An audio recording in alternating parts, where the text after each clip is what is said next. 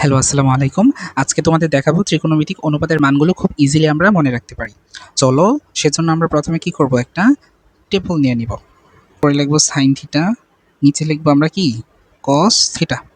আর এখানে আমরা কি লিখব, থিটার মান কত হবে? থিটার মান 0 ডিগ্রি হইতে পারে, 30 ডিগ্রি হয়, 45 ডিগ্রি, 60 ডিগ্রি অ্যান্ড হচ্ছে কি আমাদের 90 ডিগ্রি। পরীক্ষাতে আমাদের হচ্ছে কি ম্যাক্সিমাম টাইমে এগুলাই আসে।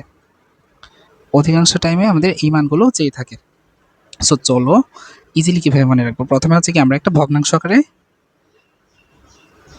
লিখে ফেলবো।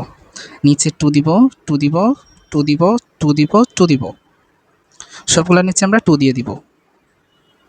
তারপর প্রথমে লিখবো 0 1 2 3 4, 0 1 2 3 4। তারপর আমরা রুট করে দিব।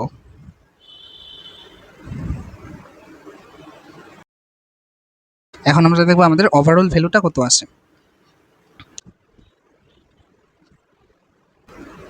আমাদের প্রথমে 0 ডিগ্রিতে থাকতেছে 0, তারপর তারপর আমাদের থাকতেছে কি 1/√2, তারপর আমাদের থাকতেছে √3/2, তারপর আমাদের থাকতেছে 1। তারপর আবার দেখবো আমাদের 0 থাকতেছে, হাফ থাকতেছে, 1/√2 থাকতেছে, √3/2 থাকতেছে, আমাদের 1 থাকতেছে।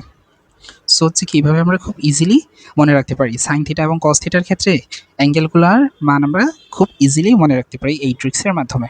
সো আল্লাহ হাফেজ, আমাদের চ্যানেলটাকে সাবস্ক্রাইব করে দাও এবং হচ্ছে আমাদের পাশে থাকো।